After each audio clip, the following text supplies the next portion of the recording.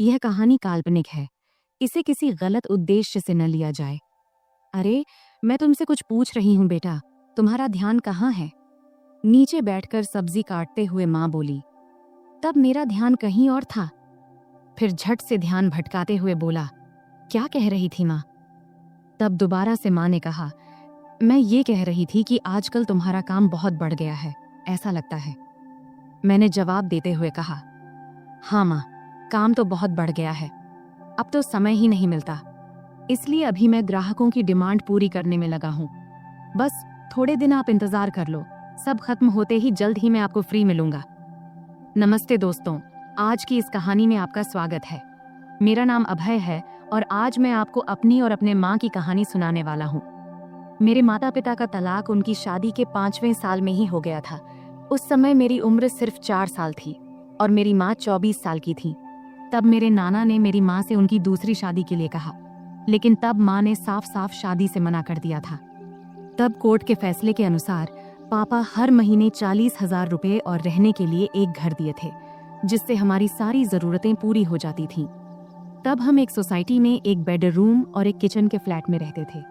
तब घर में सिर्फ मैं और माँ ही थे, इसलिए हम दोनों एक दूसरे से ही बातें किया करते थे। मेरी माँ का स्वभाव थोड़ा सख्त था, लेकिन हम दोनों एक दूसरे का ख्याल अच्छे से रखते थे। अब मेरी उम्र 28 साल है और मेरी माँ 48 साल की है।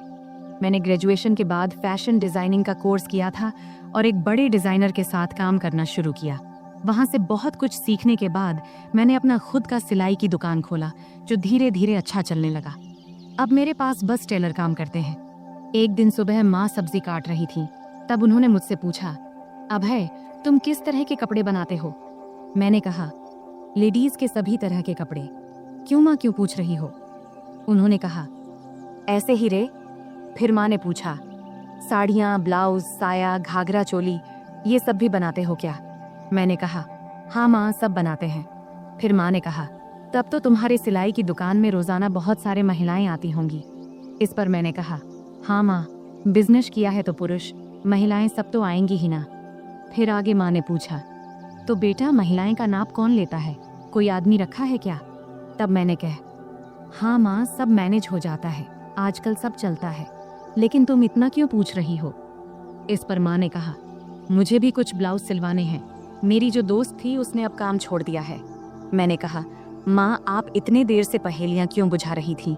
अगर आपको ब्लाउज बनवाना है तो इसमें दिक्कत क्या है?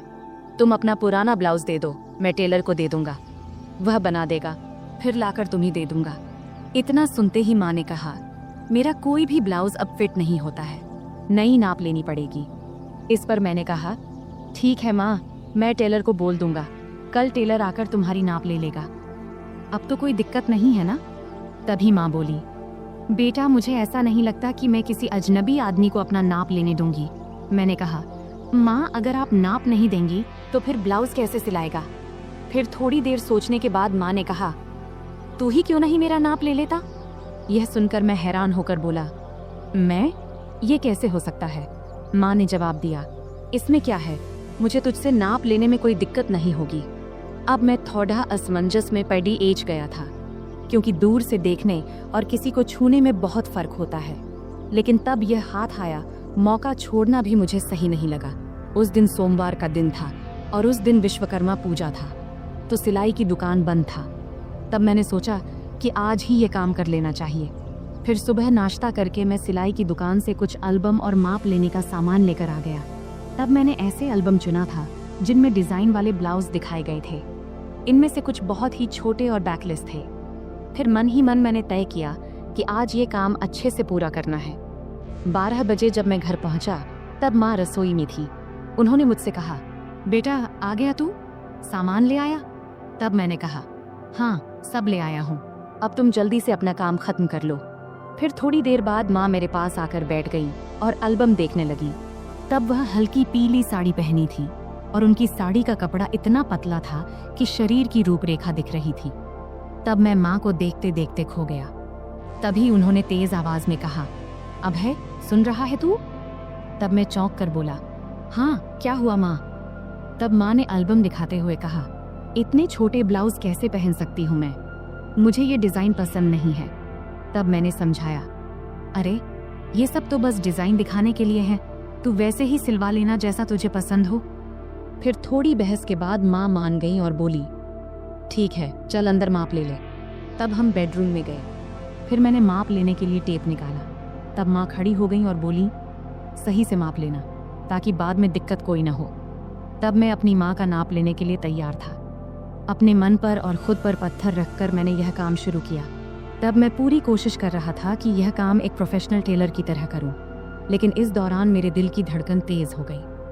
तभी माँ ने और करीब आकर मुझसे कहा, चल जल्दी कर, मुझे और काम भी करना है।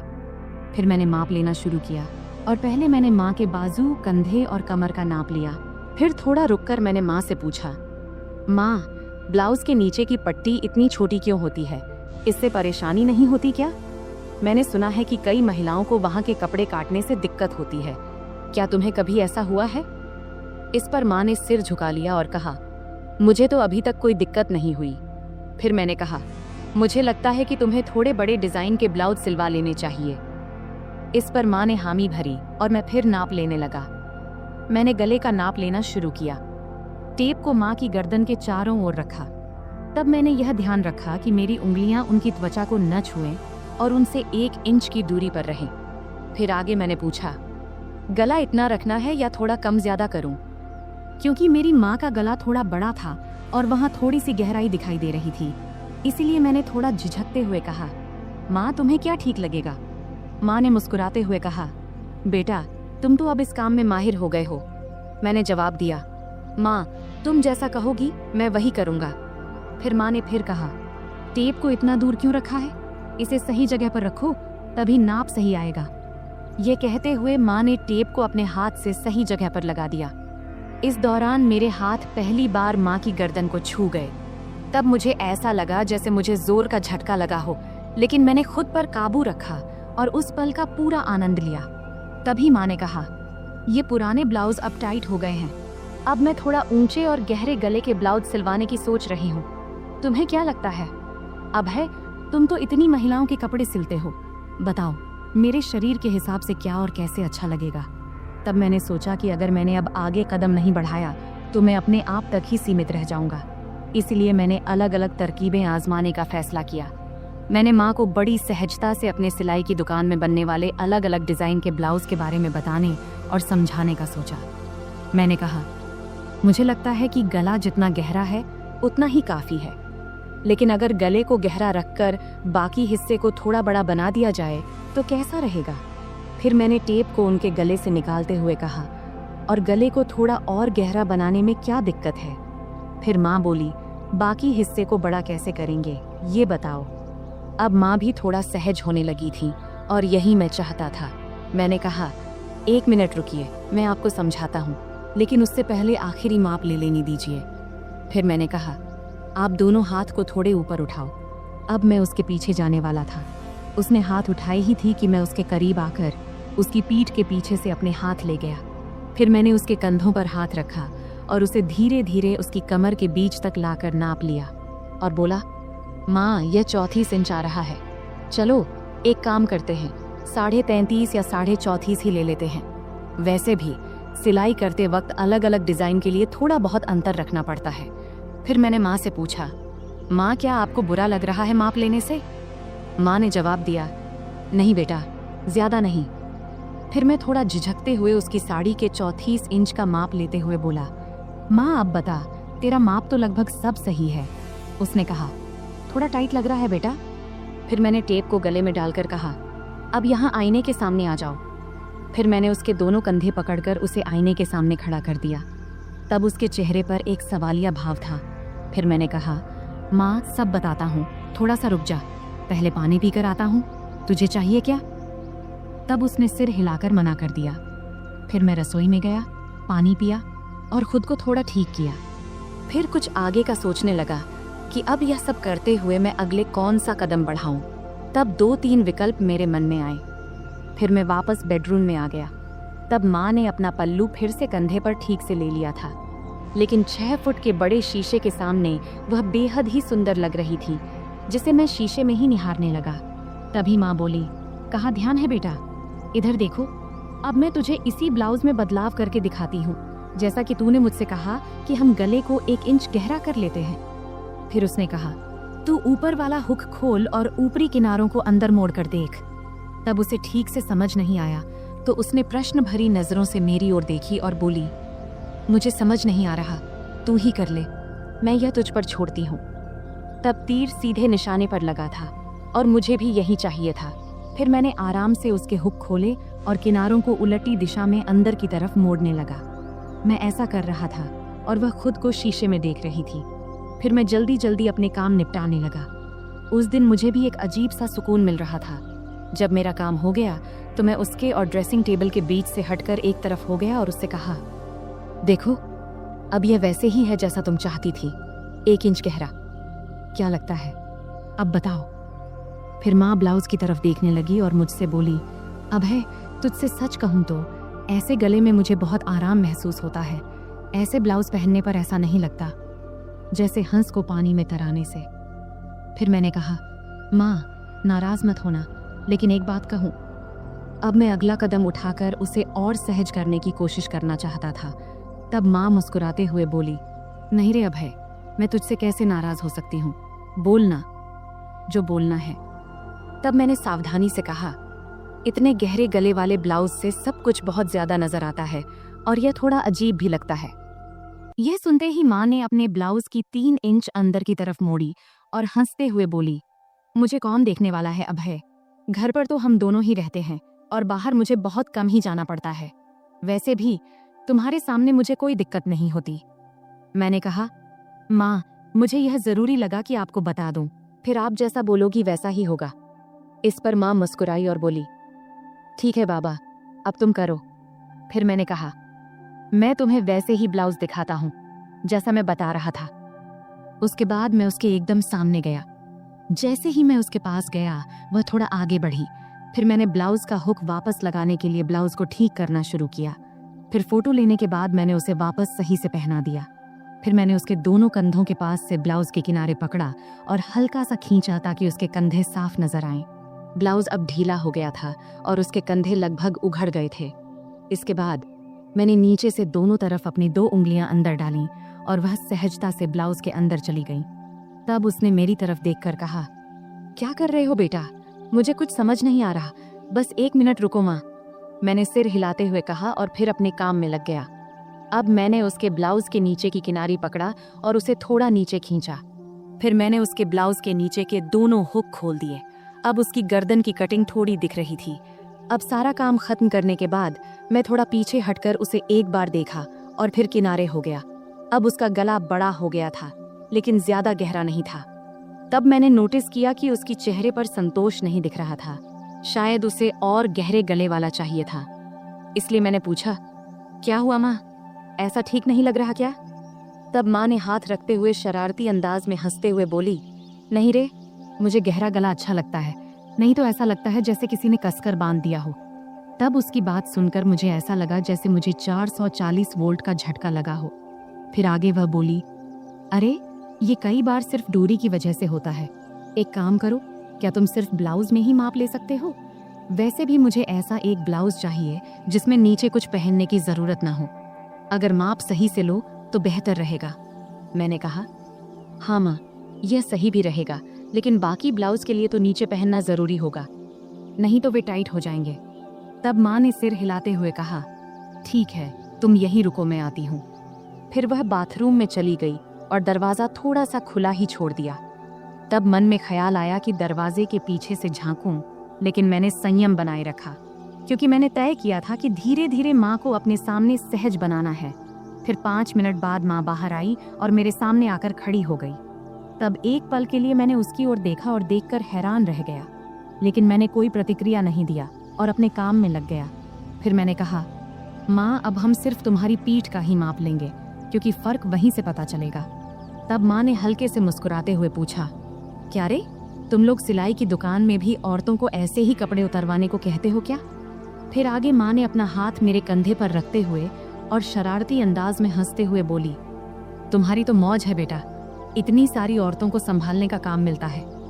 इस पर मैंने जवाब दिया, माँ, मज़ा कैसा? मैं तो अब कुछ खास औरतों को छोड़कर माप लेना बंद कर चुका हूँ। अच्छा, और ये क्यों? माँ ने पूछा। इस पर मैंने जवाब दिया, माँ, कुछ औरतें जो बड़े घरों की होती हैं या जो हमारी शुरुआती कस्टमर थीं, वे मेरे कारीगरों को माप नहीं लेने देती, इसलिए मुझे खुद ही लेना पड़ता है, तुझे लेना पड़ता है। यह कहती हुई माँ पलंग पर बिना आंचल के बैठ गई और फिर बोली, बेटा, तुम्हारी तो मन मोह लेती होगी इन औरतों ने। मैंने मुस्कुराते हुए कहा, नहीं माँ, मैं तो बिल्कुल प्रोफेशनल तरीके से काम करता हूँ। फिर माँ ने शरारती मुस्कान के साथ पूछा, लेकिन फिर भी तुम्हें उनका स्पर्श तो होता होगा ना, है कि नहीं? सच बता। इस पर मैं थोड़ा शर्माते हुए बोला, हाँ, होता है, लेकिन वे कुछ नहीं कहती क्योंकि उन्हें मेरे सामने सुरक्षित महसूस होता है। फिर माँ ने हंसते हुए कहा, मेरा बेटा कितना समझदार है। ये कहते हुए उसने मुझे गले लगा लिया। इतनी ठंडी रात में उसके गले लगाने से उसकी गर्माहट मुझे महसूस होने लगी। फिर थोड़ा पांव खींचते हुए माँ ने पूछा, बेटा, तुमने ये सब बातें कहाँ से सीखी? मैंने कहा, माँ, इन औरतों से ही। वे इतने अलग अलग शब्द बोलती हैं कि क्या बताऊं। फिर माँ ने मजाक करते हुए कहा, अच्छा बेटा, तुम मुझे भी कुछ बताओ। तब मैंने कहा, नहीं माँ, तुम हंसोगी और कहोगी कि ये सब मुझे कैसे पता। माँ बोली, नहीं बेटा, मैं समझती हूँ कि तुम अब बड़े हो गए हो, लेकिन मुझे यह भी समझना है कि तुम्हें क्या पता है और क्या नहीं। फिर मैंने हिम्मत जुटाकर माँ से कुछ बातें साझा किया। तब माँ ने आत्मविश्वास से कहा, अरे बाबा, तुम्हें तो सब पता है। फिर मैंने हंसते हुए कहा, चलो छोड़ो ये सब, अब तुम्हारा नया डिजाइन वाला ब्लाउज लेकर आता हूँ। फिर मैंने उठते हुए पूछा, हाथ लगाऊं तो चलेगा ना? तब माँ ने खुद को सभ्य दिखाने की कोशिश करते हुए कहा, अरे हाँ बेटा, मुझे तुम पर पूरा भरोसा है। और क्या तुमने इतना जल्दी सब कुछ फिट कर लिया? फिर माँ ने थोड़े जोर से हंसते हुए कहा, बेटा, देख ले कहीं कुछ और लगाना बाकी तो नहीं है। तब उसके इस मजाक से मैं शर्म से लाल हो गया। अब वह पल भी आ गया था जिसका इंतजार था। फिर मैंने माँ को ड्रेसिंग टेबल के सामने खड़ा किया और खुद उसके पास जाकर खड़ा हो गया। फिर मैंने अपने दोनों हाथ नीचे लाते हुए कहा, देखो, ये कितनी नीचे तक जा रहा है, इसका कारण इसका माप है। यह कहते हुए मैंने अपने दोनों हाथ उसके ब्लाउज के किनारे पर रख दिया। तब मेरी धड़कन एकदम से तेज हो गई थी और हाथ भी हल्के से कांप रहे थे। मेरी माँ अभी भी उतनी ही क्यूट लग रही थी, भले ही वह थोड़ी बड़ी हो गई थी। फिर माँ ने अपना हाथ मेरे हाथ पर रखते हुए हल्का सा हिलाते हुए कहा, अभय, सच कहूँ तो मुझे इसमें कोई दिक्कत नहीं है। मैं इसे ब्लाउज पहनने को तैयार हूँ, लेकिन मेरी एक ही शर्त है, गला जितना गहरा हो सके उतना चलेगा। तभी मैंने हाथ हटाते हुए पूछा, माँ, एक बात बताओ, तुम्हें और बाकी औरतों को गहरा गला ही क्यों पसंद आता है? नॉर्मल गला भी तो अच्छा लगता है। इस पर माँ ने मुस्कुराते हुए बोली, अरे बेटा, मुझे तो ये घर में ही पहनने हैं। घर में तो कोई दिक्कत नहीं है, इससे थोड़ा आरामदायक लगता है और गर्मी भी नहीं लगती। फिर माँ बोली, बेटा, तुम एक बात बताओ, अगर गला बहुत गहरा हुआ तो पट्टी दिखेगी क्या? मैंने जवाब दिया, हाँ, जरूर दिखेगी, लेकिन अगर गर्मी लगती है तो आल घर में सिर्फ गाउन क्यों नहीं पहनती? खैर, कुछ ना पहनोगी तब भी चलेगा, मैं तुम्हारे लिए एक सुंदर स्लीवलेस गाउन सिलवा देता हूँ। तब माँ ने अपना नाक सिकोड़ते हुए कहा, गाउन, और वह भी स्लीवलेस? मुझे पसंद नहीं है। तब मैंने समझाते हुए कहा, अरे, घर में तो कोई दिक्कत नहीं है, वैसे गर्मी में पेटीकोट भी नहीं पहनोगी तो और आरामदायक लगेगा। चलो एक काम करते हैं, एक ऐसा गाउन सिलवा कर देख लो, बस एक बार पहन कर देखना, अगर अच्छा लगे तो ठीक, वरना मत पहनना। तब माँ ने सोचा और कहा, ठीक है बाबा, एक बार ट्राई कर लेंगे, अब आगे क्या करना है? मैंने हल्की मुस्कान के साथ कहा, अब तो बस इसे फाइनल कर लेते हैं, और अगर गाउन अच्छा लगा तो तुम्हें और भी सिलवा दूंगा। फिर मैंने माँ को गाउन का सैंपल दिखाने के लिए अलमारी से एक गाउन निकाला और कहा, देखो, ये स्लीवलेस है, लेकिन इसका मटेरियल बहुत कंफर्टेबल है, इसे पहन कर देख लो, अगर अच्छा लगे तो इस डिजाइन में कुछ और बना दूंगा। माँ थोड़ा हिचकिचाई, लेकिन फिर उसने कहा, ठीक है, इसे पहन कर देखती हूँ। वह गाउन लेकर बाथरूम में चली गई। तब मैं थोड़ा नर्वस था, लेकिन खुद को शांत रखने की कोशिश कर रहा था। कुछ देर बाद माँ बाहर आई। गाउन में वह बहुत प्यारी लग रही थी। आते उसने पूछा, कैसा लग रहा है बेटा? मैंने कहा, बहुत अच्छा लग रहा है, तुम पर यह डिजाइन बहुत सूट कर रहा है। फिर माँ ने आईने में खुद को देखा और हल्के से मुस्कुराई। फिर उसने कहा, हाँ, ये तो सच में बहुत आरामदायक लग रहा है। फिर मैंने माँ से कहा, तो पक्का, अब मैं ऐसे 2-3 और डिजाइन तैयार कर दूंगा। माँ ने कहा, ठीक है, लेकिन ध्यान रखना कि मटेरियल हमेशा ऐसा ही होना चाहिए, और हाँ, गला थोड़ा गहरा हो तो बेहतर होगा। फिर मैंने सहमति में सिर हिलाया। यह कहते हुए माँ फिर से सामान्य कपड़ों में वापस आ गई। फिर हमारी बातचीत यही खत्म हो गई। आखिरकार मैंने महसूस किया कि माँ के साथ यह बातचीत न केवल उनके आराम के लिए थी, बल्कि एक नए दृष्टिकोण को समझने की भी थी। यह एक ऐसा पल था जहां हम दोनों एक दूसरे की भावनाओं को बेहतर तरीके से समझ सके। तो दोस्तों, यह थी हमारी आज की छोटी सी कहानी। आपको यह कहानी कैसी लगी कमेंट करके ज़रूर बताएं, और अगर आपको यह कहानी पसंद आई हो तो इसे लाइक करें और अपने दोस्तों के साथ शेयर करें। आगे भी ऐसी ही रोमांचक कहानियों के लिए हमारे चैनल को सब्सक्राइब करें और बेल आइकन दबाना न भूलें, ताकि आप हमारी कोई भी कहानी मिस न करें। धन्यवाद।